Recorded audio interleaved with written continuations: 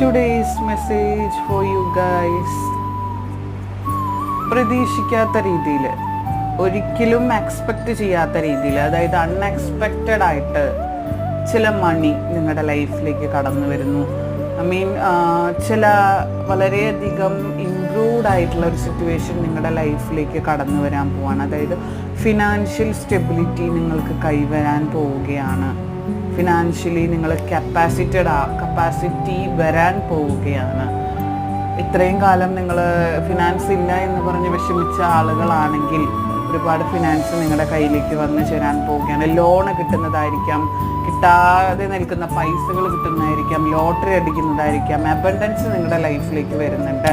നിങ്ങളുടെ ഉള്ളം കൈയിലേക്ക് പൈസ കുമിഞ്ഞുകൂടാനുള്ള സാധ്യതയുണ്ട്. ഉള്ളം കൈയൊക്കെ ചൊറിയുന്നവരാണെങ്കിൽ തീർച്ചയായിട്ടും നിങ്ങൾക്കുള്ള റീഡിംഗ് ആണ് ഇത്. യാദൃശ്ചികമായിട്ടാണ് കാണുന്നതെങ്കിൽ ഇറ്റ്സ് ഫോർ യുവർ റീഡിംഗ്.